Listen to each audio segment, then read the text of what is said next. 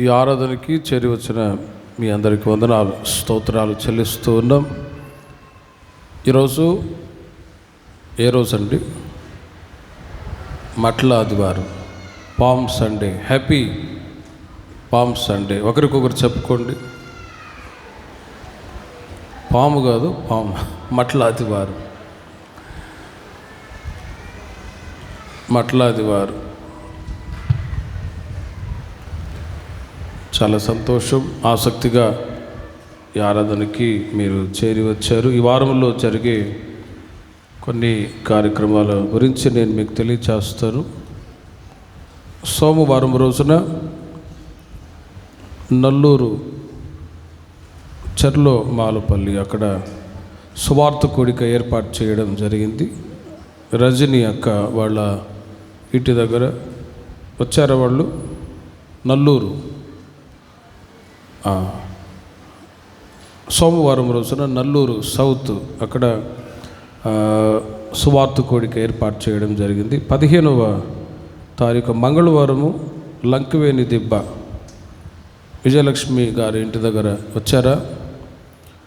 లంకవేణి దిబ్బ మంగళవారం రోజున సువార్త కూడిక జరుగుతుంది. బుధవారం రోజున సువార్త స్వస్థత మహాసభ ఆముదాలపల్లి కింగ్స్ చర్చి ఆవరణంలో పాస్టర్ ఇమ్మానుయేల్ గారు హోసన్న మినిస్ట్రీస్ ఒంగోలులో సేవ చేస్తున్న రాజన్న గారిని వారు ఆహ్వానించారు. 16వ తారీఖు బుధవారం సాయంత్రం ఆముదాలపల్లిలో జరిగే సువార్త స్వస్థత మహాసభలో ప్రతి ఒక్కరూ పాలు పొందాలని మనవి చేస్తూ ఉన్నాను. అదేవిధంగా గురువారం బైబిల్ స్టడీ జరుగుతుంది. 18వ తారీఖు శుక్రవారం ఉదయం 10 గంటలకు ఇక్కడ గుడ్ ఫ్రైడే ఆరాధన కూడా జరుగుతుంది. సాయంత్రం రోజున సాయంత్రం బాపట్ల దగ్గర ఓ సువార్త కూడిక జరుగుతుంది. అదేవిధంగా వచ్చే వారం ఈస్టర్ ఆరాధన కూడా జరుగుతుంది. ఈ వారంలో జరిగే ప్రతి కార్యక్రమాన్ని ప్రభు ఆశీర్వాదకరంగా మార్చుదురుగాక.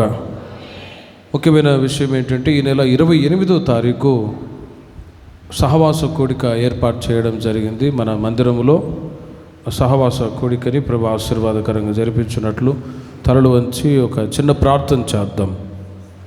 ప్రేమాస్వరూపి పరిశుద్ధుడు అయిన దేవా, ఈ రేపల్లి ప్రాంత పరిచర్యని మీరు గత సంవత్సరాలన్నీ కూడా మీరు ఎంతగానో ఆశీర్వదిస్తూ వచ్చారు.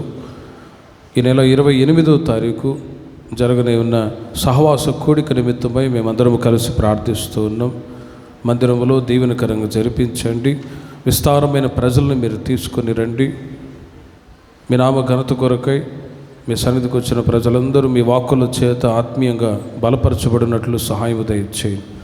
కావలసిన ఆర్థిక అవసరతలన్నీ కూడా మీ మహిమైశ్వర్యంలో తీర్చి 28వ తారీఖు మందిరంలో జరగనే ఉన్న సహవాస ప్రార్థన కూడికని మీరు దీవెనకరంగా జరిపించండి. రాజు పాస్టర్ గారిని మీరు బలపరిచి వాడుకొని ఆయన మా సంఘాన్ని ఇంకనూ ఆత్మీయంగా బలపరిచి మీరు ఆకడకై సిద్ధపరచమని యేసు నామములో ప్రార్థించి వేడుకొనుచున్నాం తండ్రి. ఈ మాసములో 28వ తారీఖు జరగనే ఉన్న సహవాస కూడికని మన మందిరంలో ప్రభు దీవెనకరంగా జరిపించినట్లు అందరూ దేవునికి స్తోత్రాలు చెప్దాం. స్తోత్రం స్తోత్రం స్తోత్రం స్తోత్రం. పాంప్లెట్స్ కూడా ఇవ్వడం జరిగింది. ఎవరికైనా అందకపోతే మీ కుడి చేతి చూపించండి. పాంప్లెట్స్ అందరికీ అందేయ. పాంప్లెట్స్ తీసుకెళ్ళి తెలియని వాళ్ళకు కూడా మీరు తెలియపరిచి ఖచ్చితంగా ఈ మాసంలో జరిగే 28వ తారీఖు జరిగే సహవాస కూడికలో ప్రతి ఒక్కరూ పాలు పొంది దైవాశీర్వాదాలు పొందాలని మనవి చేస్తూ ఉన్నాను. దేవునికే మహిమ కలుగునుగాక. బైబిల్ గ్రంథంలో జకర్య గ్రంథం 9వ అధ్యాయము, జకర్య గ్రంథం 9వ అధ్యాయము 9-10 వాక్యాలని మనం చదువుకుందాం. సియోను నివాసులారా బహుగా సంతోషించుడి, యెరూషలేము నివాసులారా ఉల్లాసముగా ఉండుడి. నీ రాజు నీతిపరుడును రక్షణ గలవాడును దీనుడనై గాడిదను గాడిద పిల్లను ఎక్కి నీ యొద్దకు వచ్చుచున్నాడు. చాలు. చదవబడిన ఈ వాక్య భాగంలో ఈరోజు పామ్ సండే, మటల ఆదివారం సందర్భాన కొన్ని ప్రాముఖ్యమైనటువంటి దేవుని యొక్క మాటల్ని మనం ధ్యానించబోతూ ఉన్నాం. యేసుక్రీస్తు వారు ఈ లోకంలో 2025 సంవత్సరాల క్రితం ఈ లోకానికి వచ్చారు. యేసుక్రీస్తు వారు 33.5 సంవత్సర కాలం జీవించారు. 30 సంవత్సరాల వరకు తల్లి దగ్గర, తండ్రి దగ్గర వారు ఉండి, వారు చెప్పేటువంటి ప్రతి మాటకు విధేయత చూపి వారికి లోబడి నడిపించబడుతూ వచ్చారు. యేసుక్రీస్తు వారికి 30 సంవత్సరాలు దాటిన తర్వాత ఇంటిని విడిచిపెట్టి పరలోక రాజ్య సువార్త తెలియచేయటానికి ప్రజల మధ్యలోనికి వెళ్ళిపోయారు. ప్రజల మధ్యలో వెళ్ళి పరలోక రాజ్య సువార్తను చెప్పారు. సువార్తను విన్న ప్రజలు దేవుని మందిరానికి వచ్చి సమాజ మందిరంలో చేర్చబడ్డప్పుడు వారికి ఇంకా పరలోక రాజ్య మర్మాలు తెలియచేసి ఆత్మీయంగా ఎదగటానికి కావలసిన వాక్య సందేశాలన్నీ యేసుక్రీస్తు వారు తన ప్రజలకు బోధిస్తూ వచ్చారు. మరొక వైపు అద్భుతమైన ఆశ్చర్యమైన కార్యాలు ప్రజల మధ్యలో చేస్తూ సంచరిస్తున్నటువంటి దినాలు. కానీ పరలోకంలో ఉంటున్న తండ్రి అయిన దేవునికి, కుమారుడైన యేసుక్రీస్తు పట్ల ఉన్నటువంటి ఒక ఉద్దేశం ఏంటంటే, సర్వలోక ప్రజలు చీకటిలో ఉన్నారు. ఒక వెలుగు ఉదయిస్తే, ఒక తార ఉదయిస్తే, నా సొంత కుమారుడైన క్రీస్తుని ఈ లోకానికి పంపిస్తే మానవాళికి రక్షణ కలుగుతుంది అనే ఉద్దేశము చేత యేసుక్రీస్తు వారిని ఈ లోకానికి పంపించారు. ఈ లోకంలో యేసుక్రీస్తు వారు తండ్రి యొక్క చిత్తాన్ని చేయటానికి పంపింపబడ్డారు. 3.5 సంవత్సర కాలం ఆయన చేసిన పరిచర్యలో చివరిలో యేసుక్రీస్తు వారు మానవాళి కొరకై శ్రమ అనుభవించబోతూ ఉన్నారు. శుక్రవారం రోజున క్రీస్తు వారిని సిలువకు తీసుకొని వెళ్ళబోతూ ఉన్నారు. దానికి ముందుగా ఆదివారం పూట గుర్తుగా ఈరోజు పామ్ సండే, మట్లాదివారం అంటారు. ఈ రోజున ఆ చివరి ఆదివారం యెరూషలేములో బెత్పగెబే అనే ఆ స్థలంలో, యెరూషలేము యొక్క పూర్వవీధుల్లో యేసుక్రీస్తు వారు గాడిద పిల్లని ఎక్కి సంచరిస్తున్న సమయంలో దేవుని ప్రజలందరూ కూడా వాళ్ళు ఓ చోట కూడుకొని ప్రతిగానాలు చేస్తూ, కేకలు వేస్తూ, దావీదు కుమారునికి జయము అని పాటలు పాడి ప్రభు యొక్క నామాన్ని ఘనపరుస్తూ వచ్చారు. ఆ తర్వాత శుక్రవారం రోజున క్రీస్తు వారిని సెలవుకు తీసుకొని వెళ్ళినట్లుగా చరిత్రలో మనం చూస్తూ ఉన్నాం. యేసుక్రీస్తు వారు ఈ లోకములో ఆయన జీవించిన విధానం, జన్మించిన విధానం, సెలవులో మానవాళి కొరకై శ్రమ అనుభవిస్తాడు అనే సంగతులన్నీ పూర్వము ప్రవక్తల గ్రంథాల్లో ప్రవచనాత్మకముగా పలికింపబడ్డాయి. ఎన్నో సంవత్సరాల క్రితం క్రీస్తుని గురించి ప్రవచించిన ప్రవచనాలు క్రీస్తు ఈ లోకానికి వచ్చినప్పుడు అవి నెరవేర్చబడ్డాయి. ఇప్పుడు మనం చదివిన ఈ జకర్య గ్రంథములో ఉన్నటువంటి సంగతులు మత్తయి సువార్తలో క్రీస్తు ఈ లోకానికి వచ్చినప్పుడు అవి నెరవేర్చబడ్డ మాటలు కూడా ఒకసారి మీరు చూడండి. మత్తయి సువార్త 21వ అధ్యాయము, మత్తయి సువార్త 21వ అధ్యాయము 5వ వాక్యము నుండి మనం చదివినట్లయితే, ఇదిగో నీ రాజు సాత్వికుడై గాడిదను భారవాహక పశువు పిల్లైన చిన్న గాడిదను ఎక్కి నీ యొద్దకు వచ్చుచున్నాడని సియోను కుమారుతో చెప్పుడి అని ప్రవక్తల ద్వారా చెప్పబడినవి ఆ రోజుల్లో నెరవేర్చబడ్డాయి. ఆ మాటను బట్టి శిష్యులు వెళ్ళి యేసు తమకు ఆజ్ఞాపించిన ప్రకారం చేసి ఆ గాడిదను దాని పిల్లలను తోలుకొని వచ్చి వాటి మీద తమ బట్టలు వేయగా ఆయన బట్టల మీద కూర్చుండెను. జనసమూహములోనూ అనేకులు తమ బట్టలు దారి పొడుగున పరిచిరి, కొందరు చెట్ల కొమ్మలు నరికి దారి పొడుగున పరచిరి. జనసమూహములలో ఆయనకు ముందు వెళ్ళుచుండిన వారును వెనుక వచ్చుచుండిన వారును ఏమని వారు కేకలు వేశారు? ఇప్పుడు ఈ మాటలన్నీ కూడా మనము కూడా పలుకుదాం. దావీదు కుమారునికి జయము,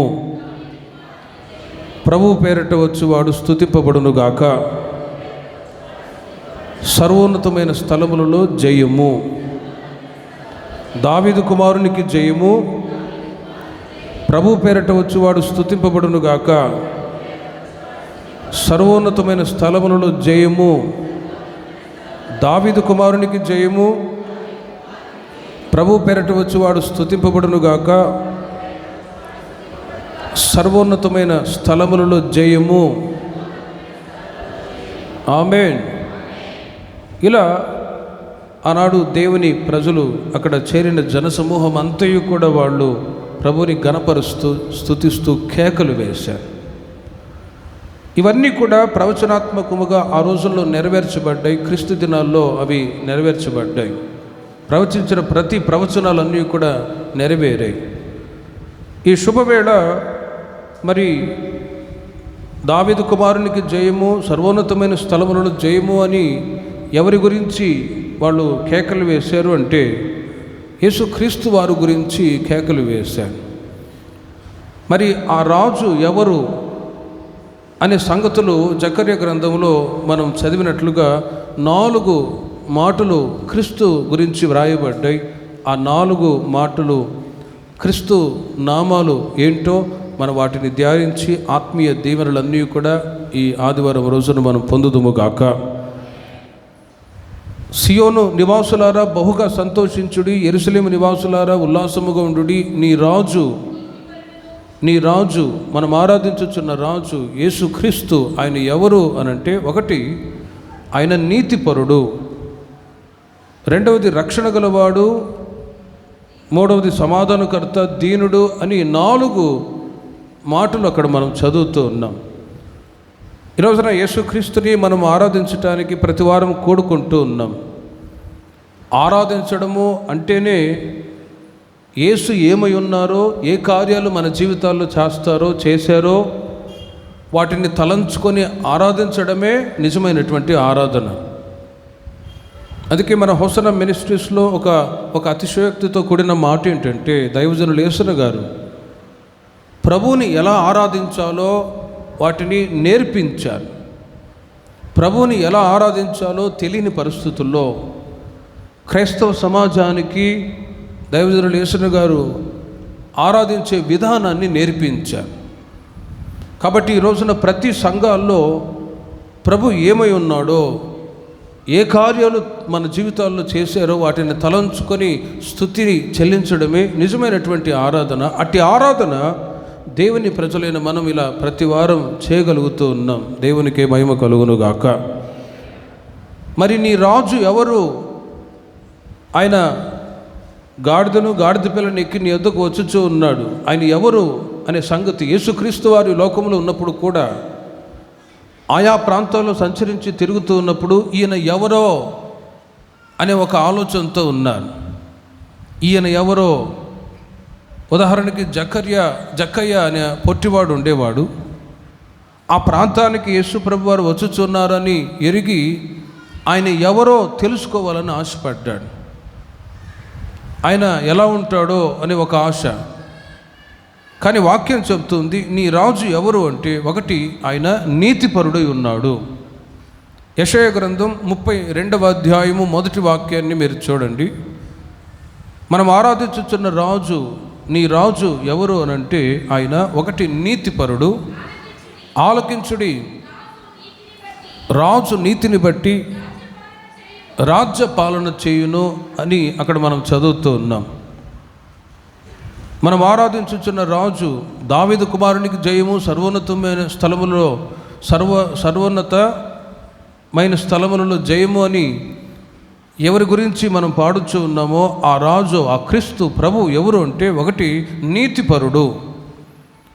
మరి ఆయన మన జీవితాల్లో ఏ కార్యాలు చేశారు అని ఒకవైపు లోతుగా బైబిల్లో మనం ఆలోచించినట్లయితే, నీతిపరుడైన యేసుక్రీస్తు రాజు నీతిని బట్టి పరిపాలన చేయును అని ఆ వాక్యములో మనం చదువుతూ ఉన్నాం. పరిపాలనలు మనం సహజంగా చూస్తూ ఉన్నాం. రాజకీయ పరంగా ఒక 5 సంవత్సరాలు పరిపాలన చేసేవాళ్ళు ఉన్నారు. ప్రజలకు నచ్చకపోతే మరలా ఇంకొక వ్యక్తిని ఎన్నుకొని వాళ్ళు 5 సంవత్సరాలు పరిపాలన చేస్తారు. వాళ్ళు నచ్చకపోతే ఇంకొక పరిపాలకులు కావాలి అని ఓట్లు వేసి గెలిపించే పరిపాలనలు చాలా ఉన్నాయి లోకములో. కానీ ఈ లోకములో పరిపాలించే ఈ పరిపాలనలు ఇవన్నీ కూడా లోకములో ఉన్నంత వరకు పనికొస్తాయి. పరిపాలించే నాయకులను బట్టి మనిషికి లేక జనానికి మేలు జరుగుతూ ఉంటుంది. పరిపాలించే వ్యక్తులు సరైన విధంగా పరిపాలించినప్పుడే రాష్ట్రము దేశాలు క్షేమంగా ఉండగలుగుతాయి. అందునిమిత్తమే తిమోతి పత్రికలో పౌలు గారు తెలియజేస్తున్నారు, రాజ్యాన్ని పరిపాలించేవాళ్ళు, దేశాన్ని పరిపాలించేవాళ్ళు క్షేమంగా ఉండి మంచిగా పరిపాలించినప్పుడు దేశంలో రాష్ట్రంలో ఉంటున్న ప్రజలందరూ కూడా ఆశీర్వాదకరంగా ఉంటారు. ఒకవేళ వాళ్ళు పరిపాలన విధానం సరిగ్గా లేకపోతే దేశంలో లేక ప్రాంతంలో కరువు వస్తుంది, ఇబ్బందులు వస్తాయి, అసమాధానం ఏర్పడుతుంది, గొడవలు కూడా ఉండవచ్చు. అందుకే పౌలు గారు తిమోతికి చెప్తూ ఉంటారు, రాజుల కొరకు అధికారుల కొరకు మీరు ప్రార్థనలు విజ్ఞాపనలు చేయండి. వారి నిమిత్తం మనం ప్రార్థించినప్పుడు మనము క్షేమంగా ఉండగలము అనే ఆ మాట ఎన్నో వందల సంవత్సరాల క్రితమే పౌలు గారు తిమోతికి తెలియచేశారు. ఈ రోజున పరిపాలనలు ఉన్నాయి. మరి నీతిగా పరిపాలించే పరిపాలనలు ఉన్నాయో లేకపోతే అనీతిగా పరిపాలించే పరిపాలనలు ఉన్నాయో అవి వేరొక సంగతి అనుకోండి. కానీ మనం ఆరాధించుచున్న దేవుడు, నీ రాజు ఎవరు అంటే నీతిపరుడు, నీతిని బట్టి ఆయన పరిపాలన చేసేవాడు. యేసుక్రీస్తు ఈ లోకంలో మతాన్ని కులాన్ని స్థాపించడానికి రాలేదు. ఓ నీతిగల సంతతిని ఈ లోకములో కలగజేసి ఆ నీతిగల ప్రజల్ని తన రాజ్యంలోనికి తీసుకొని వెళ్ళాలనే ఉద్దేశము చేత ఈ లోకములో క్రీస్తు నీతిపరుడుగా వచ్చి నీతిని ప్రజలకు తెలియచేసి ఆ నీతిని బట్టి మోక్షానికి చేర్చాలనే ఉద్దేశము చేత ఈ లోకానికి వచ్చిన దేవుడు ఆయన, దేవుని కుమారుడు ఆయన. ఆలకించుడి, రాజు నీతిని బట్టి పరిపాలన చేయును అని వ్రాయబడి ఉన్నది. మనం ఆరాధించుచున్న రాజు, నీ రాజు ఎవరు అంటే నీతిపరుడు. మరి ఒక వాక్యములో వ్రాయబడి ఉన్నది, నీతిమంతుడు లేడు, ఒక్కడైనను లేడు, అందరూ పాపము చేసి దేవుడు అనుగ్రహించు మహిమను పొందలేకపోవచ్చున్నారని మరొక చోట రాయబడి ఉంది. అలాగని నీతిమంతులు లేరు అని చెప్పటానికి అవకాశం లేదు. కీర్తనలో రాయబడి ఉంది, నీతిమంతులు ఉన్నారు, వారు ఖర్జూర వృక్షము వలె మూవవేయుదురు, లెబానోను మీద దేవదారు వృక్షము వలె వాళ్ళు అభివృద్ధి చెందుదురు అని కీర్తనలో రాయబడి ఉంది. అనీతిమంతులు ఉన్నారు, నీతిమంతులు ఉన్నారు. కానీ అనీతిమంతులుగా ఉన్న వ్యక్తులని యేసుక్రీస్తు వారు ఈ లోకానికి వచ్చి నీతిమంతులుగా చేయటానికి ఆయన తన స్వరక్తాన్ని మానవాళి కొరకై చెందించారు. ఎవరైతే యేసుక్రీస్తు నా కొరకై తన ప్రాణాన్ని త్యాగం చేశారు, నా కొరకై తన విలువైన రక్తాన్ని కార్చి ఉన్నారు అని విశ్వసిస్తారో, నోటి ద్వారా తమ పాపములన్నీ కూడా ఒప్పుకొని విడిచిపెడతారో, ఆ రోజు నుండి ఆ వ్యక్తి నీతిమంతుడుగా నీతిమంతురాలుగా తీర్చబడుదురుగాక. రోమీలకు రాసిన పత్రిక 5వ అధ్యాయము 9వ వాక్యాన్ని మీరు గమనించండి. ఒక వ్యక్తి నీతిమంతుడుగా తీర్చబడటానికి కాబట్టి ఆయన రక్తము వలన ఇప్పుడు నీతిమంతులముగా తీర్చబడి మరింత నిశ్చయముగా ఆయన ద్వారా ఉగ్రత నుండి రక్షింపబడుదుము అని ఆ మాట రోమా సంఘానికి తెలియచేస్తూ ఉన్నారు. క్రీస్తు రక్తము చేత మానవుని యొక్క ప్రతి పాపం కడుగవేయబడి ఉగ్రత నుంచి తప్పించబడుతూ ఉన్నాడు. ఒక వ్యక్తి అనీతిగా ఉండి అనీతిమంతుడుగా ఉండి పాపములోని చీకటిలోనే ఉండడం ప్రభువుకి ఇష్టం లేదు. అందునిమిత్తమే యేసుక్రీస్తు వారు ఈ లోకానికి తండ్రి చేత పంపింపబడి మానవాళి కొరకు ప్రాణత్యాగము చేస్తే ప్రాణత్యాగాన్ని బట్టి క్రీస్తు మానవాళి కొరకు కార్చిన పరిశుద్ధమైన రక్తాన్ని బట్టి మనిషి నీతిమంతుడుగా తీర్చబడతాడు అని క్రీస్తు లోకానికి తీసుకొని రాబడ్డాడు. రక్త ప్రోక్షణ లేనిదే పాప క్షమాపణ లేదు అని ఎన్నో గ్రంథాల్లో రాయబడ్డా రక్తాన్ని మానవాళి కొరకు చిందించినది ఎవరు అంటే మనం ఆరాధించుచున్న యేసుక్రీస్తు మాత్రమే. హల్లెలూయా. రక్తాన్ని త్రాగిన వాళ్ళు ఉన్నారు, కానీ రక్తాన్ని మానవాళి కొరకై ఆయన చిందించి మానవాళికి రక్షణ ప్రసాదించి నీతిమంతురాలుగా మారుస్తూ ఉన్నారు. యేసుక్రీస్తు వారు కల్వారు సిలువలో ఆయన సిలువను మోసుకొని వెళుతున్న సమయంలో చాలామంది స్త్రీలు వాళ్ళు ముసుగు వేసుకొని ఏడ్చి బాధపడుతున్న సమయంలో యేసుక్రీస్తు వారు ఒక మాట అంటారు, ఇదిగో యెరూషలేము కుమార్తెలారా, నా కొరకు ఏడవబాకండి, మీ కొరకు మీ పిల్లల కొరకు ఏడవడి అన్నారు. ఆ మాటకు అర్థం ఏంటంటే మీరు నా మీద ఏదో జాలి కలిగి ఏడవాలని కాదు, ఇప్పుడు నేను మీ కొరకు మీ పిల్లల కొరకు ప్రాణత్యాగం చేయబోతూ ఉన్నాను, మీ కొరకు మీ పిల్లల కొరకు నా రక్తాన్ని చిందించబోతూ ఉన్నాను. తద్వారా మీరు నీతిమంతులుగా తీర్చబడతారు నా యందు విశ్వాసం ఉంచుట ద్వారా. సర్వలోక ప్రజలు చేసిన పాపం నిమిత్తమై నేను ఇప్పుడు ప్రాణత్యాగము చేస్తే ఓ నీతిగల సంతతి నా ద్వారా కలుగుతుంది అని ప్రభు ఉద్దేశించి ఆ మాటలు చెప్పారు. కానీ అక్కడ ఉంటున్న వాళ్ళకి ఏం అర్థం కాలేదు, ఆయన మీద ఏదో జాలిపడి బాధపడ్డట్లుగా మాట్లాడుతూ ఉన్నారు. కానీ యేసుక్రీస్తు వారు సిలువలో ప్రాణత్యాగం చేసి ఆయన మరణాన్ని జయించి తిరిగి లేచి వెళ్ళిపోయిన తర్వాత మనిషి జీవితానికి అర్థమైపోయింది, క్రీస్తు ద్వారానే లోకంలో ఉంటున్న ప్రజలకు వెలుగు కలిగింది. క్రీస్తు ద్వారానే ఒక వ్యక్తి చెడుతనంలో నుండి మంచితనంలోనికి రాబడుచు ఉన్నాడు. క్రీస్తు ద్వారానే ఒక వ్యక్తి పరలోక రాజ్యానికి చేర్చబడుతున్నాడనే సంగతులు క్రీస్తు పునరుద్ధారుడైన తర్వాత అందరూ కూడా తెలుసుకొని ఈ రోజున చాలామంది క్రీస్తు యొక్క మార్గంలోనికి తీసుకొని రాబడుచు ఉన్నారు. దేవునికి మహిమ కలుగునుగాక. అలాంటి పరిస్థితుల్లో దేవుని ప్రజలైన మనల్ని కూడా నిన్ను కూడా ప్రభు రక్షించి ఈ సంఘ సహవాసానికి తీసుకొచ్చారు. ఇప్పుడు మీరు ఎవరై ఉన్నారంటే నీతిమంతురాలుగా పిలువబడుచు ఉన్నారు దేవుని సన్నిధిలో. దేవునికి మహిమ కలుగునుగాక. ఎప్పుడైతే మీరు నీతిమంతులుగా పిలువబడ్డారో ఆ రోజు నుండి దేవుని యొక్క ఆశీర్వాదాలు కూడా మీరు పొందటానికి మీరు అర్హులుగా ఉన్నారు.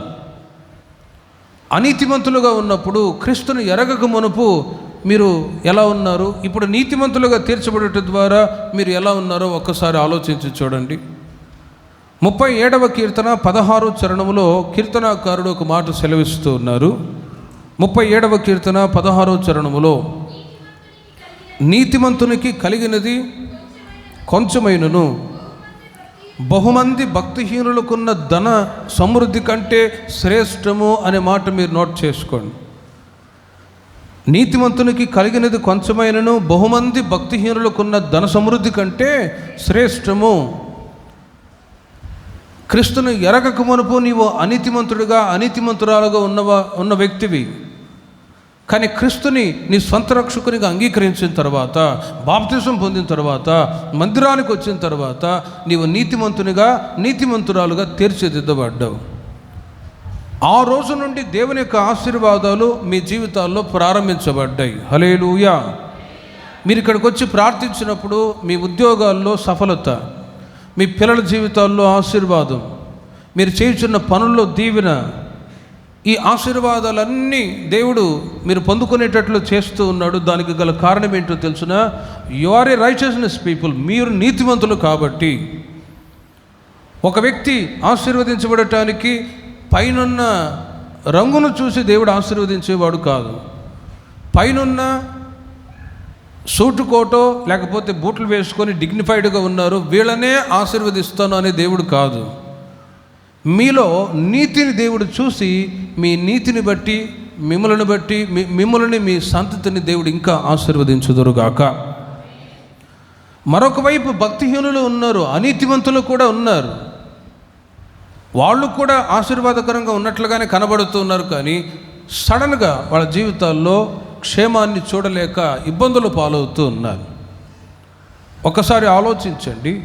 నీతిమంతునికి కలిగినది కొంచెమైనను బహుమంది భక్తిహీనులకున్న ధన సమృద్ధి కంటే శ్రేష్టము. లోకంలో చాలామంది భక్తిహీనులు ఉన్నారు, క్రీస్తుని ఎరగని వాళ్ళు కూడా ఉన్నారు. వాళ్ళు సమృద్ధి కలిగి శ్రేయస్సు కలిగి జీవిస్తున్న సమయంలో అప్పుడప్పుడు మీరు ఆలోచించి ఉండవచ్చు, వాళ్ళు క్షేమంగా ఉన్నారు కదా, మనము క్రీస్తును అంగీకరించి కూడా ఆశీర్వాదాన్ని చూడలేకపోతున్నాము, వాళ్ళే బాగున్నారు. ఎవరు? లంచాలు తీసుకునేవాళ్ళు, పాపం చేసి సంపాదిస్తూ ఉన్నవాళ్ళు, లోకంలో ఉన్న వాళ్ళే బాగున్నారు కదా, మేము ఇంకా కష్టాలు అనుభవిస్తున్నామని కొందరు వాళ్ళను చూసి బాధపడే వాళ్ళు ఉన్నారు. కానీ ప్రియమైన వాళ్ళారా, భక్తిహీనులకున్న ధన సమృద్ధి కంటే శ్రేష్టం. భక్తిహీనులుగా ఉండి సంపాదించిన సంపాదన అది ఎంతకాలం నిలుస్తుంది? కొంతకాలమే. ఈ రోజుల్లో మీరు గమనించి ఉంటారు, అనీతిగా ఎంతోమంది డబ్బును సంపాదిస్తూ ఉంటారు.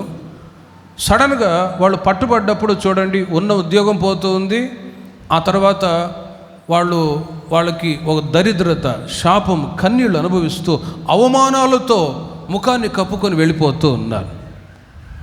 కానీ నీతిమంతులుగా జీవిస్తూ ఉన్నవాళ్ళు, వాళ్ళకు కలిగినది కొంచెమైనా కూడా, ప్రసంగిలో కూడా ఒక మాట రాయబడి ఉన్నది, ఏమని? పేదలు వాళ్ళు కొద్దిగా తిన్నా ఎక్కువగా తిన్నా సుఖ నిద్ర నొందుదురు, కానీ ధన సమృద్ధి కలిగిన వాళ్ళు వాళ్ళకి నిద్ర పట్టదు అని రాయబడి ఉందండి. ఎందుకు? ఈ మధ్య అంబానీ గురించి మనం ఆలోచిస్తూ ఉంటే, వాళ్ళ కుమారుడు ఉన్నాడు, అంబానీ కుమారుడు చూసారా? చాలా లావుగా బలంగా ఉంటాడు, ఒకే కొడుకు, కానీ కోట్ల ఆస్తి ఉంది. ఇప్పుడు అతని కుమారుడు ఏసీ లేకుండా పడుకుంటాడట. ఏసీ వేస్తే ఇక అంతే, పైకి వెళ్ళిపోతాడు. ఎందుకంటే సైనస్ ప్రాబ్లం ఉంది. అతనికి ఐశ్వర్యం ఉన్న, కోట్ల ఆస్తి ఉన్న, బాధతోనే తన జీవితాన్ని గడుపుతూ ఉన్నాడు ఆయన కుమారుడు. కారణం ఏంటంటే శరీరంలో అనారోగ్యం. అనుభవించడానికి కోట్ల ఆస్తి ఉంది, డబ్బు ఉంది, అన్ని సుఖభోగాలు ఉన్నాయి. ఏసీ ఆన్ చేసి పడుకున్నాడా ఇక అంతే, అవుట్. కాబట్టి ఏసీ అసలు వాళ్ళ ఇంట్లో ఉండదట. ఎందుకు మాటలు చెప్తున్నానంటే, నీతిమంతునికి కలిగినది కొంచెమైనను బహుమంది భక్తిహీనులకున్న ధన సమృద్ధి కంటే శ్రేష్టం. లోకరీతిగా సంపాదనలు, గొప్పతనాలు ఉన్నాయి, కానీ రైచియస్నెస్ పీపుల్, నీతిమంతులుగా మీరు సంపాదించే సంపాదన మీరు మీ సంతతి వాళ్ళు చిరకాలం అనుభవించుదురుగాక. ఈ రోజున దేవుని చేత మీరు ఆశీర్వదించబడుతూ ఉన్నారంటే మీ జీవితంలో నీతిని దేవుడు చూసి ఆశీర్వదిస్తూ ఉన్నాడు. నీతి లేనివాడు కోతి కంటే పాడు అని అంటారు. కొద్ది రోజులు బ్రతికినా నీతిగా బ్రతకాలరా అంటారు చూడండి. ఆ నీతి ఈ రోజున మీరు మీ పిల్లలు దేవుని సన్నిధిలో ఆశీర్వదించబడటానికి నీతియే కారణముగా ఉన్నది. మరి ఆ నీతి దేవుని ప్రజల జీవితాల్లో పెరుగుతూ రావాలి. ప్రారంభ దశలో ఉన్న నీతి ఈ దినం వరకు కొద్దిగా పెరిగిందా లేదా ఆలోచించి చూడండి. ఇక రాబోయే రోజుల్లో మీకున్న నీతి ఇంకా పెరుగుతూ రావాలి. పెరుగుతూ వచ్చినప్పుడు దేవుడిచ్చే ఓ శ్రేష్టమైన ఆశీర్వాదం ఏంటంటే, మత్తయి సువార్త 13వ అధ్యాయము 43వ వాక్యములో, నీతిమంతులుగా క్రీస్తు ద్వారా తీర్చబడ్డ ప్రజలు నీతిలో దినదినము అభివృద్ధి చెందుతూ ఉండే కొలది దేవుని యొక్క రాజ్యములో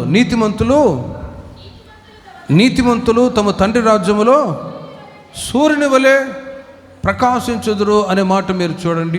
నీతిమంతులు తండ్రి రాజ్యములో సూర్యుని వలె ప్రకాశిస్తారు, తేజరిల్లుతారు. ఇహలోక సంబంధమైనటువంటి ఆశీర్వాదాలు ఒకవైపు, ఈ లోక సంబంధమైన దీవెనలు ఒకవైపు, నీతిలో పెరుగుతున్న వాళ్ళ జీవితాల్లో దేవుడిచ్చే శ్రేష్టమైన ఆశీర్వాదం తండ్రి రాజ్యాన్ని దేవుడు మనకు ఇవ్వబోతూ ఉన్నాడు. విశ్వాసంతో హల్లెలూయా చెప్పండి. హల్లెలూయా. నీతిలో అభివృద్ధి చెందుతూ ఉన్నవాళ్ళు ఇహమందు ఆశీర్వదించబడతారు. మీరు చేస్తున్న చేతి పనులు, ఉద్యోగాలు, వ్యాపారాలు అన్నీ కూడా మీ నీతిని బట్టి ఇంకా నా దేవుడు అభివృద్ధి చేయుదురుగాక. నీతిని బట్టి దేవుడు ఏం చేస్తాడో తెలుసిన, తండ్రి రాజ్యంలో మీరు సూర్యుని వలె ప్రకాశించేటట్లు చేస్తాడు. ప్రకటన గ్రంథం 18వ అధ్యాయం 8వ వాక్యంలో కూడా మీరు గమనించినట్లయితే, దేవుని ప్రజలైన వాళ్ళు, నీతిమంతులుగా తీర్చబడ్డ వాళ్ళు ఒక రోజున తండ్రి రాజ్యంలో ప్రకాశిస్తూ వాళ్ళు ఉండటానికి గల కారణం ఏంటంటే, పరిశుద్ధుల నీతి క్రియలు అని వ్రాయబడి ఉంది. మరియు ఆమె ధరించుకొనుటకు, ప్రకటన గ్రంథం 19వ అధ్యాయం 8వ వాక్యాన్ని మీరు చూడండి. మరియు ఆమె ధరించుకొనుటకు ప్రకాశములను నిర్మలములునైన సన్నపు నారబట్టలు ఆమెకు ఇయ్యబడెను. అవి పరిశుద్ధుల నీతి క్రియలో రాయబడి ఉంది. ఆమె అనే మాటకు అర్థం ఏంటంటే సంఘం. సంఘం అంటే ఎవరు? మనమే. మనకు ధరించుకొనుటకు ప్రకాశములను నిర్మలములైన సన్నపు నారబట్టలు ఆమెకి ఇయ్యబడిను. అవి పరిశుద్ధుల నీతి క్రియలు. ఈ ప్రకటన గ్రంథంలో సంఘం ఎత్తబడ్డ తర్వాత పరలోక రాజ్యములో ఎవరు ఉంటారు అనే సంగతులు, ఎలాంటి వ్యక్తిత్వం కలిగిన వాళ్ళు ఉంటారు అని ఆ సంగతులు అక్కడ రాయబడి ఉన్నది. పరిశుద్ధుల నీతి క్రియలు ఈ లోకంలో ఉన్నప్పుడే నీతిని బట్టి నీతి కలిగి జీవిస్తూ ఉన్న వాళ్ళు ఆ పరలోక రాజ్యంలో వారు అర్హులుగా మార్చబడతారు. మనిషి ఈ లోకంలో చనిపోయిన తర్వాత వారి వెంట ఏమొస్తాయండి? మంచి చెడు. మంచి చేస్తే నీతిగా బ్రతికితే ఆ నీతి క్రియలు వారిని పరలోక రాజ్యానికి తీసుకొని వెళ్తాయి. అదే ఒకవేళ అనీతిగా బ్రతికితే అనీతిని బట్టి ఆ వ్యక్తి నరకానికి తీసుకొని పోబడతాడు. ప్రకటన గ్రంథం 14వ అధ్యాయములో మీరు గమనించినట్లయితే, ప్రకటన గ్రంథం 14వ అధ్యాయం 13వ వాక్యములో, వారు తమ ప్రయాసములు మాని విశ్రాంతి పొందుదురు, వారి క్రియలు వారి వెంట పోవునని ఆత్మ చెప్పుచున్నాడు. మనిషి చనిపోయినప్పుడు ఆ మధ్య ఒక లెక్చరర్ నా దగ్గరకు వచ్చి అడిగాడు, పాస్టర్ గారు ఒక ప్రశ్న అడుగుతాను, మీరు జవాబు చెప్తారా అన్నాడు. ఏమిటంటే, మనిషి చనిపోయిన తర్వాత ఎక్కడికి వెళ్తాడు? బైబిల్లో ఉంది కదా, నమ్మిన వానికి రక్షణ, నమ్మని వానికి శిక్ష. మరి యేసు ప్రభు అంటేనే తెలియదు, యేసు ప్రభు అంటేనే తెలియదు, బైబిల్ అంటేనే తెలియదు, వాక్యం అంటేనే తెలియదు. మరి అలాంటి వాళ్ళు చచ్చిపోతే ఎక్కడికి వెళ్తారు అని అడిగాడు. ఈ మాటని చూపించి చెప్పాను, వారి క్రియలు వారి వెంట పోవును. సరే, యేసుక్రీస్తు అంటేనే తెలియదు, వాక్యము తెలియదు, కానీ ఆ వ్యక్తి జీవిస్తున్న వ్యక్తి నీతిగా బ్రతికితే, పరిశుద్ధంగా జీవిస్తే, ఆ నీతిని బట్టి పరిశుద్ధతను బట్టి ఆ వ్యక్తి పరలోక రాజ్యానికి, స్వర్గానికి వెళ్తాడు అన్నానండి. దేవునికి మహిమ కలుగును గాక. క్రియలను బట్టే మనిషి యొక్క జీవితాన్ని దేవుడు ఏ స్థలానికి వెళ్ళాలో డిసైడ్ చేస్తాడు. కాబట్టి ప్రియమైన వారలారా, ఏ ఒక్క వ్యక్తి కూడా నశించిపోకుండా ప్రతి ఒక్కరూ పరలోక రాజ్యానికి చేరాలని ఉద్దేశం చేతనే ఈ లోకములో యేసుక్రీస్తు వారు నీతిపరుడుగా దిగి వచ్చాడు. నీ రాజు ఎవరు అంటే ఆయన నీతిపరుడు. ఆయన నీతిపరుడు కాబట్టి తన ప్రజలైన వాళ్ళు కూడా నీతిగా బ్రతకాలని కోరుకుంటూ ఉన్నాడు. నీతిమంతులుగా చేసి తన రాజ్యానికి తన ప్రజలను చేర్చుకుంటూ ఉన్నాడు. ఆ రాజ్యానికి దేవుని ప్రజలైన మనము ఈ ఆత్మ సంబంధమైన ఆరాధన ద్వారా కొద్ది కొద్దిగా ఎదుగుతూ ఆ నీతిగల రాజ్యానికి మనము, మన పిల్లలు, మన సంఘస్థులందరూ కూడా సిద్ధపడుదుముగాక. రెండవదిగా, నీ రాజు ఎవరు అని వాక్యములో మీరు గమనించినట్లయితే ఆయన సాత్వికుడు. మత్తయి సువార్త 11వ అధ్యాయము 29వ వాక్యాన్ని మీరు చూడండి. మత్తయి సువార్త 11వ అధ్యాయం 29వ వాక్యం.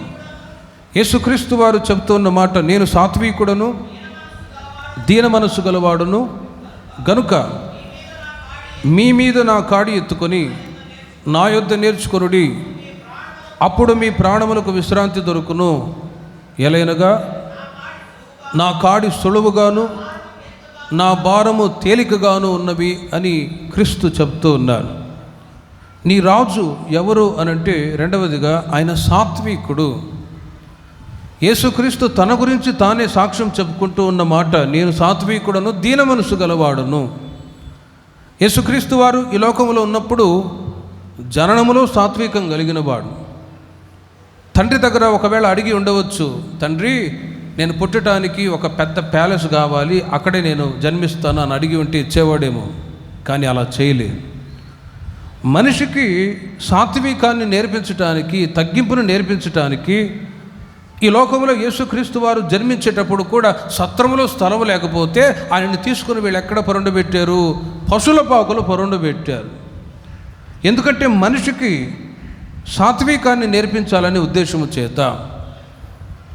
యేసుక్రీస్తు వారు తండ్రి రాజ్యాన్ని గురించి ప్రకటిస్తూ సంచరిస్తున్న దినాల్లో కొంతమంది వచ్చి అడిగారు, ఇదిగో బోధకుడా, నీ నివాసం ఎక్కడా అని అడిగితే యేసుక్రీస్తు వారు జవాబు చెబుతూ ఉన్నారు, నక్కలకు బొరియలను ఆకాశ పక్షులకు గూళ్ళను ఉన్నాయి, కానీ మనుష్య కుమారునికి తలవాల్చుకున్నట్టుకైనను స్థలము లేదు.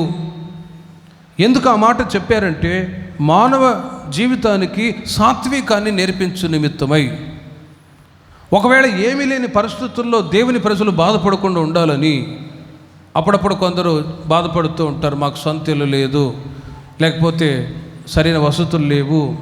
బాధపడిన అవసరమే లేదు, ఉండటానికి ఏదో ఒక ఇల్లు అంతే. సాత్వికాన్ని నేర్పించటానికి నాకు ఏమీ లేవు అని ఏ ఒక్క వ్యక్తి దేవుని ప్రజలు బాధపడకుండా ఉండనిమిత్తమై యేసుక్రీస్తు ఈ లోకములో నివాసం లేనివాడుగా ఉన్నాడు. కల్వారి సెలవులో శ్రమలు పొందే సమయంలో కూడా యేసుక్రీస్తు వారిని ముళ్ళ కిరీటం పెట్టి కొట్టారు, కొరడాలతో కొట్టారు, అపహాస్యం చేసి నవ్వుతూ ఉన్నారు. యూదుల రాజా శుభమని చెప్పి అపహాస్యం చేసి నవ్వారు. ఇలాంటి ఇబ్బందికరమైన పరిస్థితుల్లో, అవమానిస్తున్న పరిస్థితుల్లో యేసుక్రీస్తు వారు ఎలా ఉన్నారండి? ఒక్క చిటిక వేస్తే చాలు కోట్ల కొలది దేవదూతలు వచ్చి రక్షించగలిగిన సామర్థ్యం క్రీస్తుకు ఉన్నది. కానీ యేసుక్రీస్తు వారు బొచ్చు కత్తిరించి వాని ఎదుట గొర్రెపిల్ల ఏ విధంగా మౌనంగా ఉన్నదో అదే విధంగా మౌనంగా ఉన్నారు. కారణం ఏంటంటే మనకు సాత్వికాన్ని నేర్పించడానికి యేసుక్రీస్తు వారు మౌనంగా సహించారు. దేవునికి మహిమ కలుగునుగాక. మరి అట్టి సాత్వికం సమూయేలు గ్రంథంలో రాయబడి ఉన్నది, నీ సాత్వికము నన్ను గొప్ప చేయును.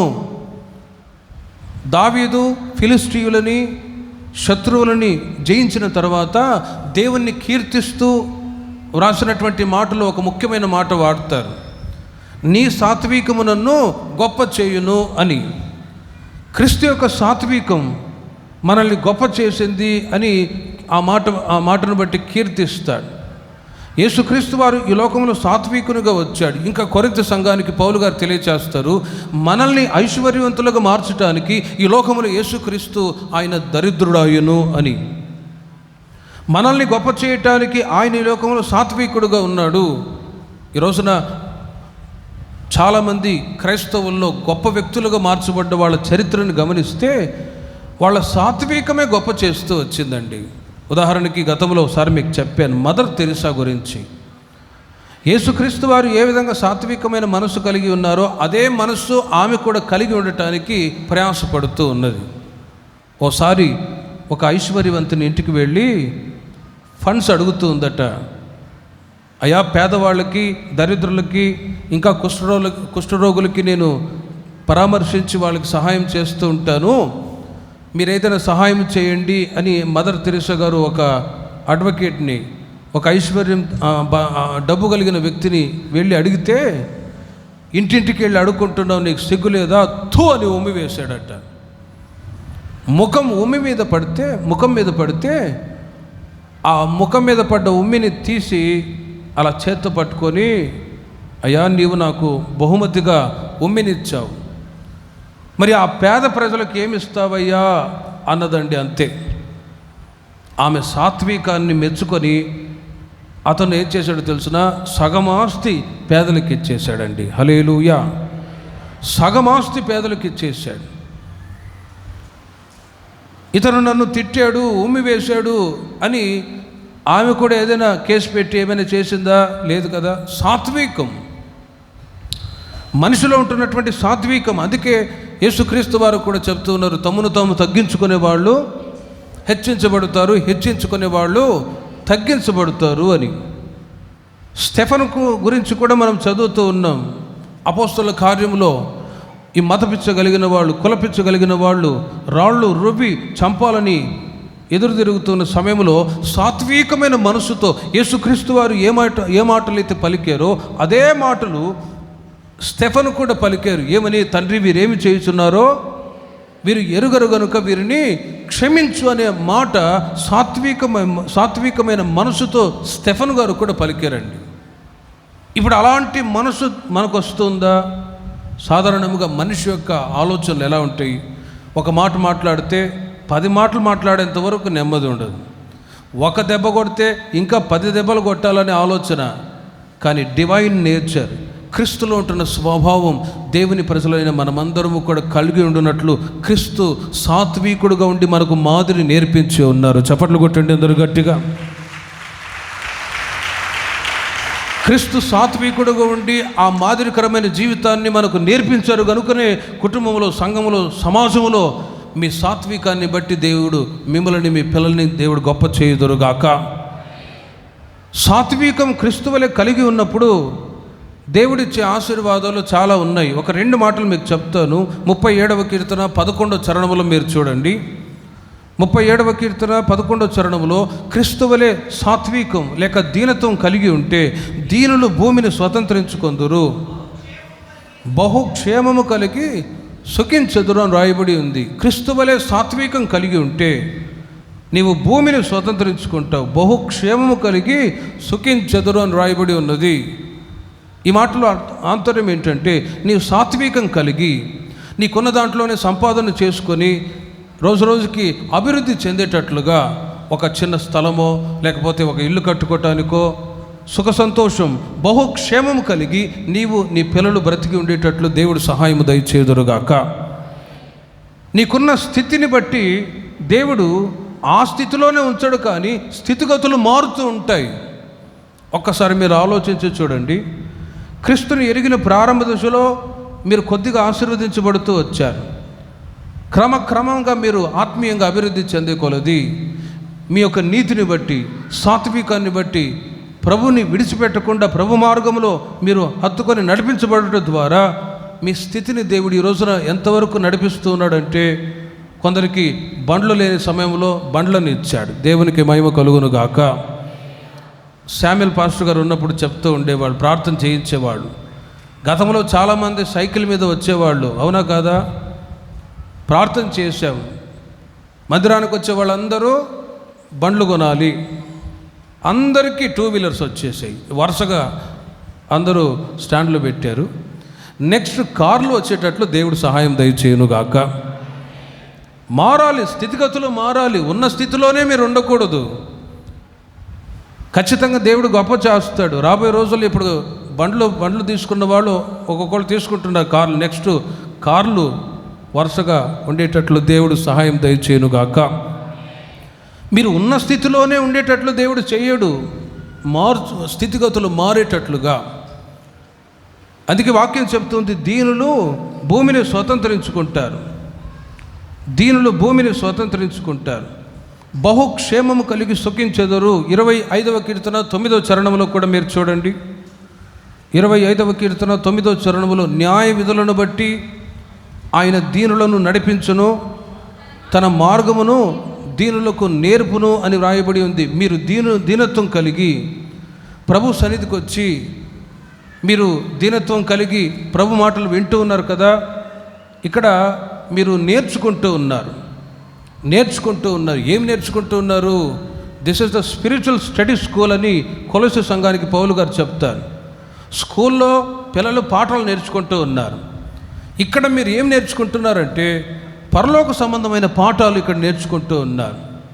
ఈ లోకంలో ఎలా బ్రతకాలి, ఎలా నడుచుకోవాలి, ఎవరితో ఎలా మాట్లాడాలి, ఎలా ప్రవర్తించాలి, ఓ ఆత్మ సంబంధమైన ప్రతి విషయాలు దీనులుగా ఉండి వాక్యపు వెలుగులో మీరు నేర్చుకుంటూ ఉండగా వాక్యం చెప్తుంది, తన మార్గములను దీనులకు నేర్పును. అందరూ నేర్చుకోలేరు. దేవుడు ఇక్కడికి వచ్చిన మీకే ఆత్మ సంబంధమైన పాఠాలను నేర్పించి మన సంఘాన్ని పరలోక రాజ్యానికి సిద్ధపరచుదురుగాక. నీ రాజు ఎవరు? మనం ఆరాధించుచున్న రాజు ఎవరో తెలుసునా? 3వదిగా సమాధానకర్త. గాడిద పిల్లని ఎక్కి వచ్చుచూ ఉన్నాడు.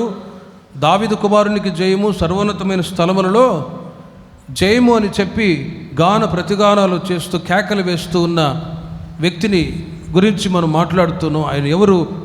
నీ రాజు ఎవరు అంటే 3వదిగా సమాధానకర్త.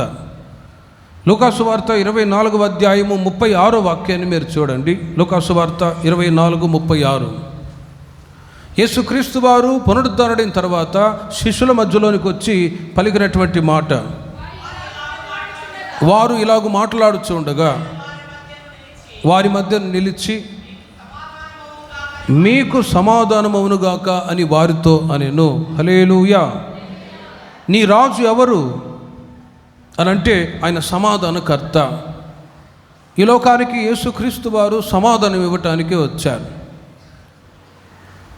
యేసుక్రీస్తు వారు చెప్తూ ఉన్నారు యోహాను సువార్తలో, నా శాంతిని మీకు అనుగ్రహించుచున్నాను, లోకమిచ్చినట్టుగా నేను మీకు అనుగ్రహించుటలేదు. ఈ లోకమిచ్చే శాంతి క్షణికమైనది, కానీ ప్రభు అనుగ్రహించేటువంటి సమాధానం అది శాశ్వతమైనది. మరి ఆ సమాధానం కొరకు, శాంతి కొరకు ఈ రోజున మనిషి ఎక్కడికెక్కడికో పరుగులు ఎడుతూ ఉన్నారు. నేను చెన్నై, గోవా ప్రాంతంలో సేవ చేస్తున్నప్పుడు వీకెండ్ రాగానే, శని ఆదివారాలు రాగానే చాలామంది విశ్రాంతి కొరకు బీచ్ల వెంబడి తిరిగేవాళ్ళు ఉన్నారు, క్లబ్బులు పబ్బుల వెంబడి తిరిగేవాళ్ళు ఉన్నారు. విశ్రాంతి ఎక్కడ దొరుకుతుంది అని పరుగులు పెడుతున్న ప్రజలు చాలామంది ఉన్నారు. కానీ మనం దేవుని ప్రజలు కాబట్టి యేసుక్రీస్తు వారు ఏం చేస్తున్నారు? మత్తయి సువార్త 11:28 వాక్యములో, నా యొద్దకు రండి, నేను మీకు విశ్రాంతినిస్తాను. ఆత్మకు విశ్రాంతి మనం పొందుకోవటానికి ప్రభు మిమ్మల్ని ప్రతి వారం ఎక్కడికి తీసుకొస్తున్నారో తెలుసునా? ఇదిగో ఈ హోసన్న మందిరానికి తీసుకొని వస్తూ ఉన్నారు. దేవునికి మహిమ కలుగును గాక. ఇక్కడికి వచ్చిన ప్రతిసారి మీ ఆత్మకు నా దేవుడు విశ్రాంతిని దయచేదురుగాక. ఇక్కడికి వచ్చిన ప్రతిసారి మీరు నెమ్మది కలిగి, మీకున్న అసమాధానం, మీకున్న చింత, బాధ, వేదన వీటన్నిటినీ తొలగించుకొని సమాధానంగా వెళ్ళినట్లు నా దేవుడు సహాయం దయచేదురుగాక. హన్నా దేవుని సన్నిధికి వచ్చి ప్రార్థన చేసుకొని వెళ్ళిన నాటి నుండి ఆమె దుఃఖముఖిగా లేదు. కాబట్టి ఇక్కడికి వచ్చి మీరు ఏ విషయంలో అసమాధానంతో ఉన్నారో ప్రభు దగ్గర చెప్పి మీరు ప్రార్థన చేసుకొని వెళ్ళండి. ఈ రోజు నుండి మీరు దుఃఖముఖిగా ఉండకుండా సంతోషాన్ని నా దేవుడు సమృద్ధిగా దయచేదురుగాక. మరి సమాధానాన్ని దేవుడు తన ప్రజలకు అనుగ్రహిస్తున్నాడు సమాధానకర్తగా. ఆయా సందర్భాల్లో సమాధానాన్ని పోగొట్టుకుంటూ ఉంటారు. దానికి గల కారణాలు కూడా ఉంటాయి. లూకా సువార్త 7:50 వాక్యాన్ని మీరు నోట్ చేసుకొని తర్వాత చదువుకోనండి. అక్కడ ఒక స్త్రీ ఉంది, ఆమె జీవితంలో సమాధానం లేదు. కానీ సమాధానం కొరకు యేసు పాదముల యొద్ద నిలిచి ఆమె పశ్చాత్తాపడి ప్రార్థన చేసుకున్నది. పశ్చాత్తాపంతో ఆమెతో యేసు ప్రభువారు అంటున్నారు, అమ్మా, నీ విశ్వాసము నిన్ను రక్షించింది, సమాధానము గలదానమై వెళ్ళు. అంతవరకు ఆమె జీవితంలో ఉంటున్న పాప జీవితాన్ని బట్టి సమాధానం లేదు. డబ్బు ఉంది, ఐశ్వర్యం ఉంది, అనుభవించడానికి సుఖభోగాలు అన్నీ ఉన్నాయి, but there is no peace. సమాధానం అనేది ఆమె హృదయంలో లేకపోగా క్రీస్తు దగ్గరకు వచ్చి ఆమె పశ్చాత్తాపముతో ప్రభు దగ్గర వేడుకున్నప్పుడు ఆ రోజు నుండి సమాధానము కలిగి వెళ్ళిపోయింది. లూకా సువార్త 8:48 వాక్యాన్ని కూడా మీరు నోట్ చేసుకొని తర్వాత చదువుకోనండి. 12 సంవత్సరాల నుండి రక్తస్రావ రోగంతో బాధపడుతున్న స్త్రీ, ఆమె కూడా తనకున్న రోగాన్ని బట్టి సమాధానం లేదు. జబ్బుతో ఉన్న వాళ్ళకి సమాధానం ఉంటుందా? జబ్బు ఉన్నవాళ్ళకి సమాధానం ఉండదు, చూసేవాళ్ళకి కూడా సమాధానం ఉండదు. ఈ ముసలాడు ఎప్పుడు చచ్చిపోతాడా అని ఎదురు చూసేవాళ్ళు ఉన్నారు ఇంట్లో, లేరా? ఉన్నారు. జబ్బుతో ఉన్న వాళ్ళకి సమాధానం ఉండదు, జబ్బు పడుతున్న వ్యక్తిని చూస్తున్న వాళ్ళకి కూడా సమాధానం ఉండదు. కానీ యేసుక్రీస్తు దగ్గరికి వచ్చి ఆమె యేసుక్రీస్తు యొక్క వస్త్రపు చెంగు అలా తాకంగానే యేసుక్రీస్తులో ఉంటున్న ప్రభావం ఆమెలో వెళ్ళి తాకి ఆమె స్వస్థ చిత్తురాలయును. ప్రభు దగ్గరికి ఎందుకు రమ్మని పిలుస్తున్నారంటే పాపానికి క్షమాపణ ఇవ్వటానికి. ప్రభు దగ్గర ఎందుకు రమ్మని పిలుస్తూ ఉన్నాడంటే ప్రేమిన వర్లరా, సమాధానం ఇవ్వటానికి, రోగముల నుంచి విడుదల చేయటానికి.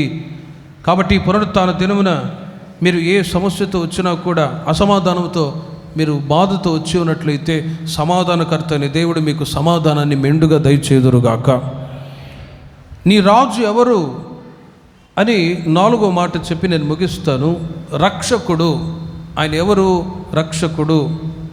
యెషయా గ్రంథం 63:8 వాక్యాన్ని మీరు చూడండి. యెషయా గ్రంథం 63:8 వాక్యం, వారు నా జనులనియు అబద్ధములాడ నేరని పిల్లలనియు అనుకొని ఆయన వారికి రక్షకుడాయును. మీరు గమనించండి, ఆయన వారికి రక్షకుడాయను. నీ రాజు ఎవరు? మనం ఆరాధించుచున్న రాజు ఎవరు అని అంటే 4వదిగా రక్షకుడు.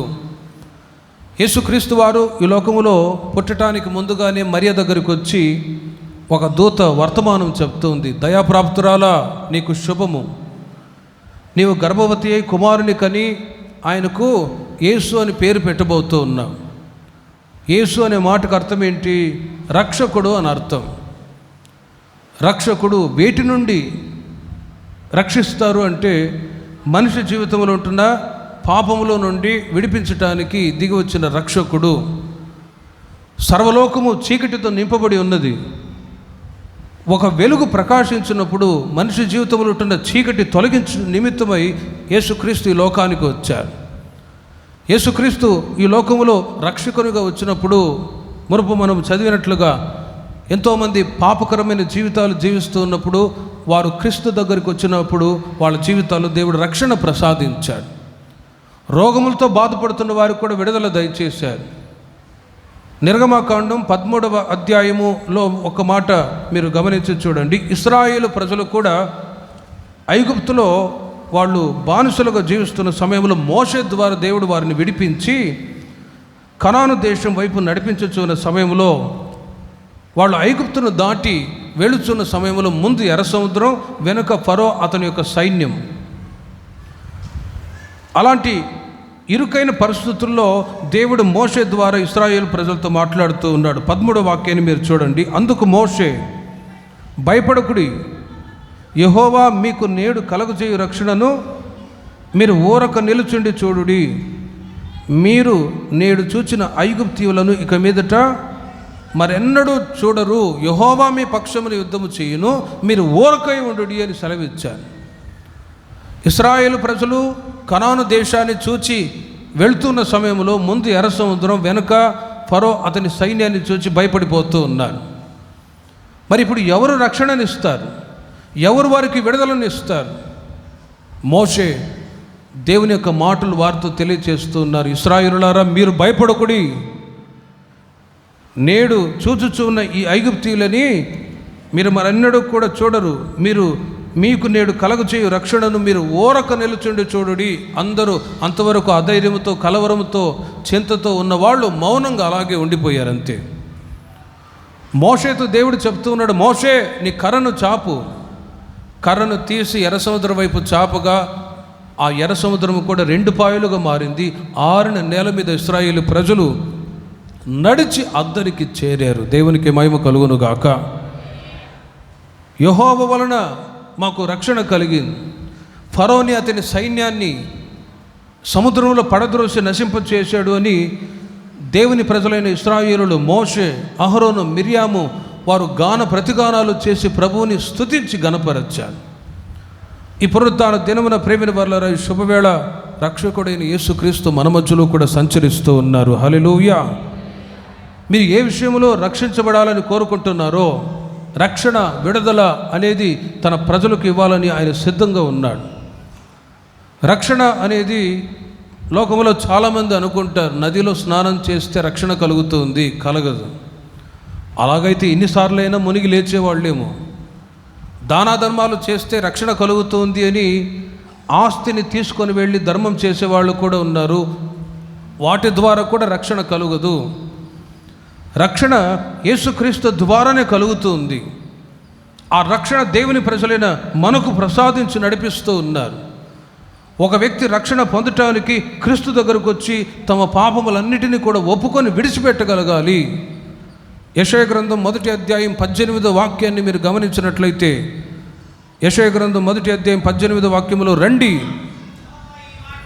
యెహోవా ఈ మాట సెలవిచ్చుచూ ఉన్నాడు, రండి, మన వివాదము తీర్చుకొందుము. మీ పాపములు రక్తము వలె ఎర్రనివైనను అవి హిమము వలె తెల్లబడును, కెంపు వలె ఎర్రనివైనను అవి గొర్రెబొచ్చు వలె తెల్లని వగును అని యెషయా ప్రవక్త ఇశ్రాయేలు ప్రజలకు తెలియజేస్తూ ఉన్నారు. రండి, మన వివాదము తీర్చుకొందుము. ఏంటి ఆ వివాదం అంటే, రక్షణ ఏ విధంగా కలుగుతుంది? ఇశ్రాయేలు ప్రజలను చూచి దేవుడు బాధపడుతూ ఉన్నాడు. ఎద్దు తన కామందు నెరుగును, గాడిద తన సొంతవాని దొడ్డి తెలుసుకొనును, అయినా నా ప్రజలకు తెలివి లేదు, నా జనులకు వివేకము లేదని బాధపడుతున్నారు. ఎందుకంటే వాళ్ళు పరిపూర్ణంగా రక్షణ పొందలేని సమయంలో లోకము కావాలి, దేవుడు కావాలి, దేవుడు కావాలి, లోకము కావాలి అని రెండు మార్గాల్లో నడిపించబడుతున్న సమయంలో యెషయా ప్రవక్త ద్వారా దేవుడు మాట్లాడుతూ ఉన్నాడు. మీరు ఎంతకాలం రెండు తలంపుల మధ్య ఉంటారు, ఎంతకాలం రెండు మార్గాల్లో మీరు నడిపించబడతారు, రండి మన వివాదము తీర్చుకొందము, మీ పాపములు ఎర్రనివైనను రక్తము వలె ఎర్రనివైనను అవి హిమము వలె తెల్లబడుతాయి. ఆ మాటని అంగీకరించినప్పుడు ఇశ్రాయేలు ప్రజలలో దీవెనలు, ఆ వాక్యం ఆ అధ్యాయం యొక్క చివరి మాటలు మీరు గమనించండి. మీరు సమ్మతించి నా మాట వినని ఎడల మీరు భూమి యొక్క మంచి పదార్థములను అనుభవిస్తారు, సమ్మతింపక తిరగబడితే ఖడ్గం పాలవుతారు అని ప్రవక్త ద్వారా ఖచ్చితంగా దేవుడు చెప్తూ ఉన్నాడు. మరి రక్షణ పొంది దేవుని ప్రజలు క్షేమంగా ఉండటానికి సమ్మతించి దేవుని యొక్క మాటలు మనం విందుముగాక. తిరగబడకుండా ఇశ్రాయేలు ప్రజలలో ఆయా సందర్భాల్లో వాళ్ళు ఏం చేసేవాళ్ళు అంటే తిరగబడేవాళ్ళు. దేవుడు చెప్తున్నాడు అంటున్నావు కదా, అవన్నీ అబద్ధాలే, ఇలాగే చెప్తుంటామని ప్రవక్తల్ని దేవుని యొక్క మాటల్ని తృణీకరించినప్పుడు దేవుడు ఏం చేసేవాడు అంటే స్వతహా దేవుడి శత్రువుల చేతికి దేవుని ప్రజలను అప్పగించాడు. కానీ జాలి కలిగిన దేవుడు రక్షించాలని కోరుకున్నప్పుడు దేవుడు ఏం చేశాడంటే ప్రవక్తల్ని పంపించి ఇశ్రాయేలు ప్రజలు వాళ్ళు చిక్కుకున్న శత్రువుల చేతుల్లో నుండి దేవుడు ఆయా సందర్భాల్లో వాళ్ళు పెట్టినటువంటి మొరను విని దేవుడు రక్షించి కాపాడుతూ వచ్చాడు. దేవునికి మహిమ కలుగునుగాక. ఈ శుభవేళ రక్షకుడైన దేవుడు మన మధ్యలో ఉన్నాడు. రక్షకుడైన దేవుడు మన మధ్యలో ఉన్నాడు. ఇదిగో నీ రాజు సాత్వికుడై గాడిదను భారవాహక పశు పిల్ల అయిన చిన్న గాడిదను ఎక్కి నీ యొద్దకు వచ్చుచూ ఉన్నాడు అని సియోను కుమారుతో చెప్పుడి. సియోను కుమారుతో చెప్పుడి. సియోను కుమారు అంటే ఎవరు? ఇదిగో సంఘమై ఉన్న మనమే, మనతో చెప్తూ ఉన్నాడు. ఈ శుభవేళ మనమందరం కూడా ప్రార్థన చేసుకుందాం. మోకరించి ఒక చిన్న ప్రార్థన చేసుకుందాం. దావీదు కుమారునికి జయము. ప్రభు పేరట వచ్చువాడు స్తుతింపబడునుగాక అని ఈ లోకానికి క్రీస్తు వచ్చిన అనుభవాలన్నీ తలంచుకొని అందరూ ప్రార్థన చేసుకుందాం. యేసురాజు రాజుల రాజై త్వరగా వచ్చుచుండే, త్వరగా వచ్చుచుండే. అందరూ కలిసి పాడుదాం. యేసురాజు రాజుల రాజై త్వరగా వచ్చుచుండే, త్వరగా వచ్చుచుండే.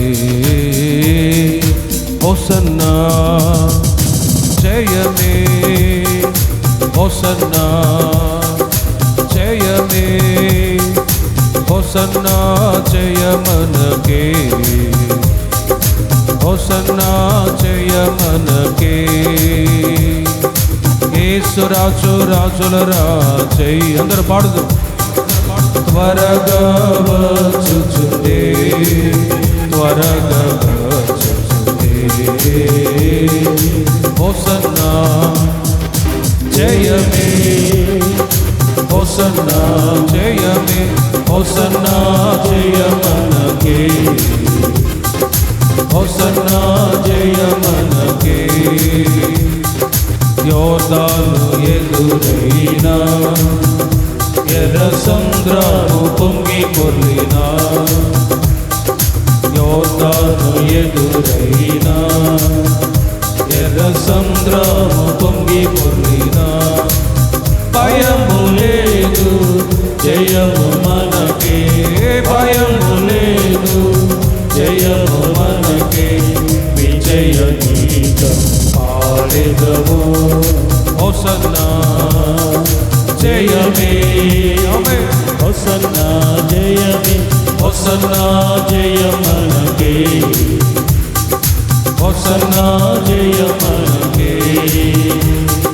శరీర రోగమైనా అది ఆత్మీయ వ్యాధి అయినా, శరీర రోగమైనా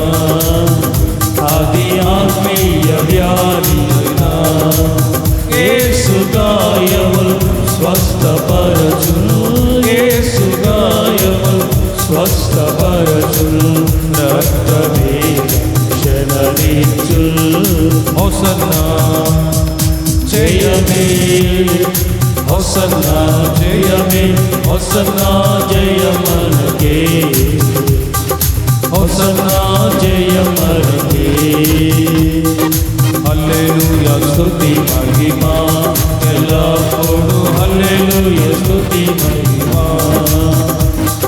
హల్లెలూయా స్తుతి మహిమా ఎల్లప్పుడూ హల్లెలూయా స్తుతి మహిమా యేసురాజు మనకు ప్రభువై యేసురాజు మనకు ప్రభువై త్వరగా వచ్చుచుండే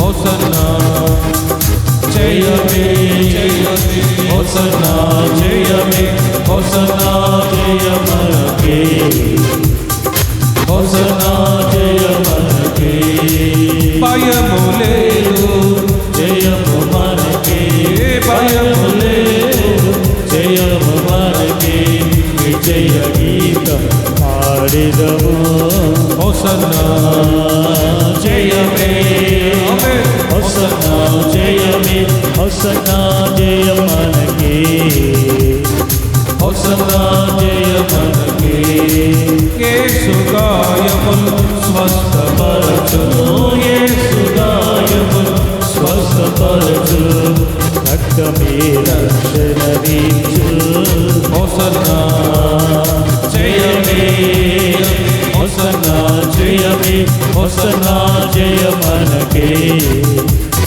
హోసన్నా జయమనకే హల్లెలూయా స్తుతి మహిమా ఎల్లప్పుడూ హల్లెలూయా స్తుతి మహిమా హల్లెలూయా స్తుతి మహిమా ఎల్లప్పుడూ హల్లెలూయా స్తుతి మహిమా యేసురాజు మనకు ప్రభువై యేసురాజు మనకు ప్రభువై త్వరగా వచ్చుచుండే హోసన్నా జయమే హోసన్నా జయమే హోసన్నా జయమనకే హోసన్నా జయమనకే హోసన్నా జయమే ప్రతి విషయంలో ఆ దేవుడు మీకు జయమను గ్రహించునుగాక.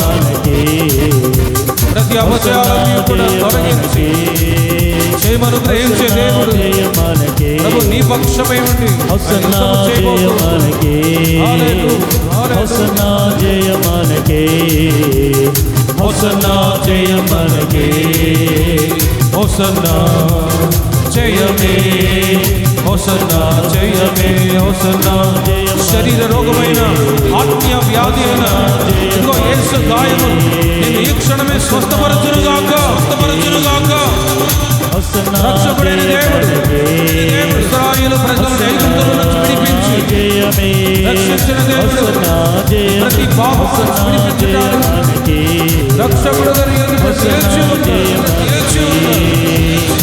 సాత్వికుడైన నీతిమంతుడైన దేవుని ఎదుట నిలిచి ఉన్నాడు. ఇదిగో నీ రాజు నీతిమంతుడు, ఇదిగో నీ రాజు ఆయన సాత్వికుడై సమాధానం కలుగగా రక్షకుడుగా మన మధ్యలో జయమే హోసన్నా జయం హోసన్నా జయమనకే హోసన్నా జయమనకే హోసన్నా జయమే హోసన్నా జయమనకే హోసన్నా జయమనకే.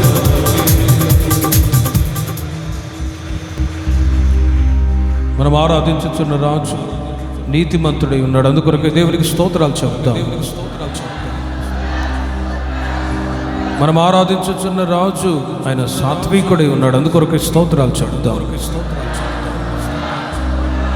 మనం ఆరాధించుచున్న రాజు సమాధానకర్త అయి ఉన్నాడు. అందుకొరకే స్తోత్రాలు చెప్తాం. మనం ఆరాధించుచున్న రాజు ఆయన రక్షకుడై ఉండి మన జీవితాలని రక్షిస్తూ కాపాడి తన రాకడకే సిద్ధపరుస్తూ ఉన్నారు. అందుకొరకే స్తోత్రాలు చెప్తాం. తండ్రి కుమార పరిశుద్ధాత్మ త్రియేక దేవునికి స్తోత్రాలు చెప్తాం. ప్రార్థన చేసుకుంటూ కృపా సత్య సంపూర్ణుడు అయిన దేవా, పరలోకమందున్న మా తండ్రి, జీవాధిపతి అయిన దేవా, నీకు స్తోత్రం.